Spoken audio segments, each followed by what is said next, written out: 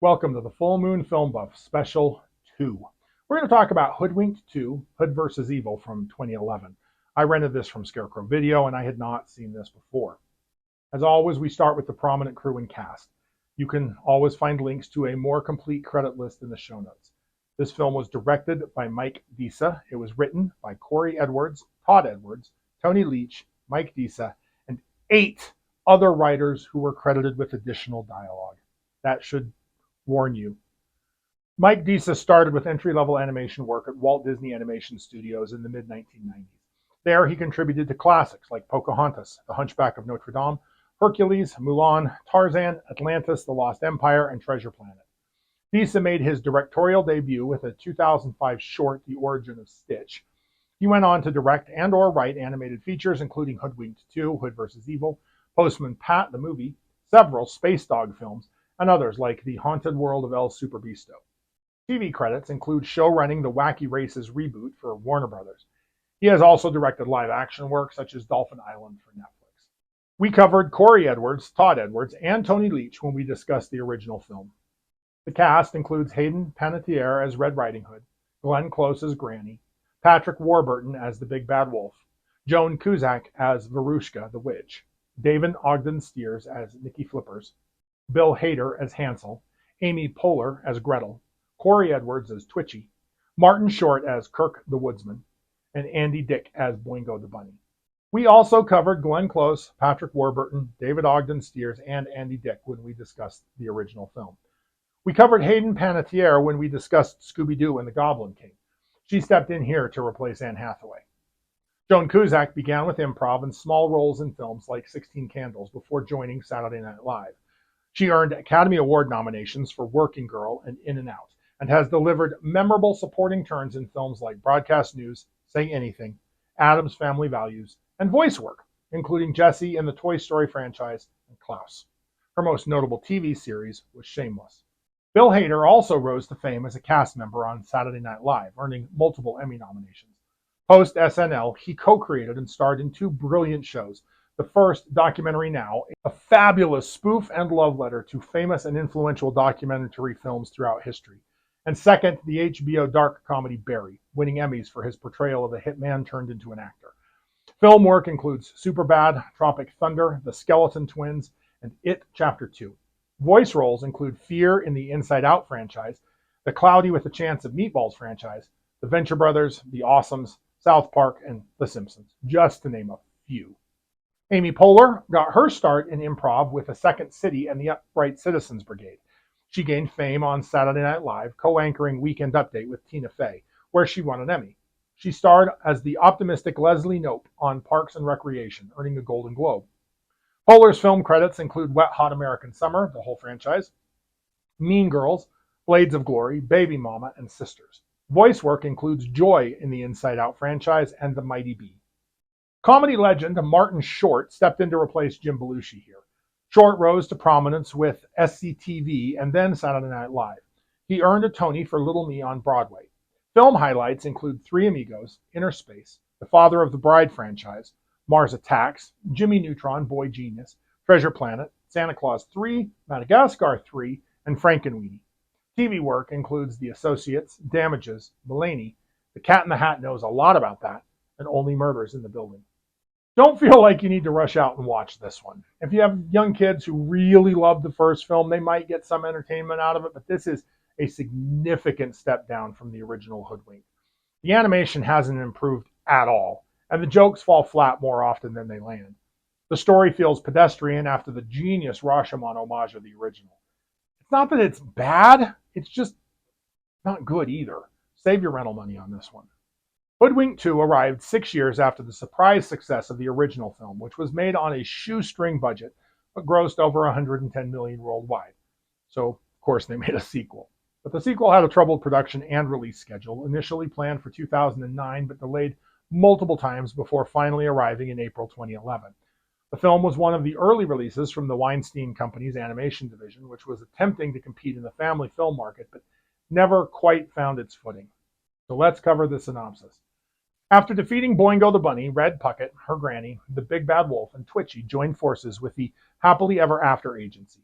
Wolf, Granny, and Twitchy attempt to rescue Hansel and Gretel from an evil witch named Verushka.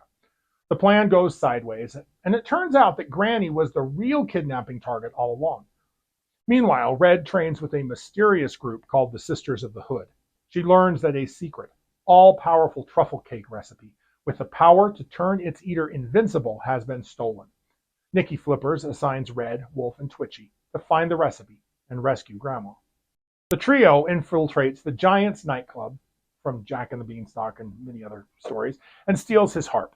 He tells them an incarcerated Boingo has been having specific ingredients sent to Verushka, who slips past them at the prison while they argue. Red and Wolf argue all the time over who let her get away, and the team splits up.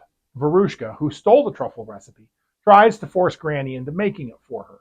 Granny escapes, because Granny is a badass, and finds Hansel and Gretel, who turn out to be the actual masterminds behind this whole plot. Granny is recaptured and discovers Verushka was an old classmate of hers in the Sisters of the Hood. Verushka was always jealous of Granny's accomplishments and eventually joined up with Hansel and Gretel to get their revenge. Red hits the pavement and finds Granny is being held at Dark Castle Towers. She calls HEAHQ for backup, but Hansel and Gretel's minions attack and take almost everyone there prisoner. After some convincing by Twitchy, Wolf decides to apologize to Red. The three pigs, a mercenary group hired by Hansel and Gretel, blow his house down, and he barely manages to escape. Wolf and Twitchy make it back to HQ, only to find it abandoned and damaged in the attack. Red sneaks into the tower by herself and is captured by the pigs. Wolf and Twitchy rescue her. They all reconcile and infiltrate the siblings' lair after getting help from Kirk the Woodsman and his yodeling troupe. Red unintentionally reveals that the final ingredient for the truffle recipe is macadamia nuts. Verushka finishes the truffle cake. Hansel and Gretel eat the cakes, which enlarge them into giants. They betray Verushka by taking the remaining truffles from her, leaving her to be eaten by a giant spider named Bitsy. With Granny. Granny's going to get eaten too. Well, Red, Wolf, and Twitchy. The whole crew's going to get eaten by the spider. Kirk's crew shows up to defeat Bitsy. Granny saves Verushka and convinces her and Bitsy to join forces with the good guys. Hansel and Gretel go on a rampage through the city. Wolf tricks Hansel and Gretel into eating more truffles, which inflates them into immobile beach balls instead of making them more invincible. You can't be more invincible than invincible. They are arrested, condemned, and sentenced to eat broccoli and exercise. The end. 6 years passed between films, but you would not know it from looking at the animation. Where Pixar and DreamWorks made quantum leaps forward during this period, Hoodwinked 2 looks no better than its 2005 predecessor. I'm willing to give the first one a pass because it's the first one, not the second one. The character models are stiff, the facial animations are limited, and the action sequences lack weight and fluidity. This is particularly glaring because the original film's charm partially came from its scrappy underdog status. It was made for only $8 million, so audiences forgave the rough animation. The sequel does not have that excuse or that goodwill. One of the central themes Hoodwinked 2, Hood vs. Evil tries to explore is Red's struggle with identity and belonging. After the events of the first film, Red joined the Sisters of the Hood, a highly trained, all-female organization of problem solvers. She's determined to prove herself as a serious agent, but she's also torn between this new path and the family that she built with Granny, the Wolf, and the rest of the gang. On paper, this is classic lone wolf learns the value of teamwork arc. Red wants to be independent and competent, but she slowly realizes that going solo isn't always the smartest or most fulfilling option. Unfortunately, the film handles this development with such a light, almost dismissive touch that it barely registers as genuine growth. It feels like the movie is just checking boxes rather than letting Red's internal conflict breathe. The issue is especially noticeable in the way the film treats Red's sensitivity about being called a scared little girl. She bristles at the label, which makes complete sense. She's worked hard to move past that image of herself. The movie sets it up as something that she needs to overcome. It's why she fails the delivery at the beginning of the movie, only that never pays off. Red doesn't have a meaningful moment where she reconciles her toughness with her vulnerabilities. Hansel and Gretel use it again to bait her in the climactic showdown, successfully. She stays angry and competent, which makes her arc feel incomplete. The film also fumbles the evolving relationship between Red and the Big Bad Wolf. In the first film, he was sharp, skilled, and genuinely her equal as an investigator. Their potential was a team, brains and brawn, and it was one of the most intriguing parts of the original. In the sequel, however, the wolf is reduced to a bumbling comic relief character who relies on ridiculous disguises and feels emasculated by Red's action hero competence. What could have been a rich exploration of two strong personalities learning to work together instead becomes a series of tired jokes about his bruised ego. Even the Granny and Verushka subplot, which had potential to explore mentorship and rivalry, is undercut by the reveal that Verushka isn't the real villain. The movie keeps trying to say something about identity, legacy, and found family, but it never commits to any one of these ideas long enough for them to land with any real emotional weight. In the end, Hoodwinked Too wants to be a story about a young woman figuring out who she is and where she belongs, but it's too busy cracking jokes and rushing through plot twists to give that journey any real substance. Like its predecessor, this film clearly wants to play with fairy tale expectations. The first film succeeds because its twists felt fresh and clever. The sequel tries to do the same thing, but the results are mixed. The movie attempts several fairy tale subversions. Verushka isn't an evil hag. She's just a jealous, insecure loser. Hansel and Gretel aren't innocent victims. They're scheming entrepreneurs running a shady candy empire. These ideas sound fun on paper, but they don't go anywhere interesting. And in the case of Hansel and Gretel, it's a repeat of Boingo. The twists feel obligatory rather than inspired, as if the filmmakers knew they were supposed to twist the stories, but didn't have anything particularly insightful or funny to say once they did. The one place the film comes closest to recapturing the original's cleverness is in its brief exploration of the Big Bad Wolf's relationship with the three little pigs. There is a hint of something fun deep in there, a deconstruction of what it means to be labeled a villain in someone else's story. Have the pigs become terrorists, gangsters, criminals? Were they always those things? Unfortunately, the movie never develops this thread. It's introduced, lightly joked about, and then dropped in favor of more generic action and slapstick.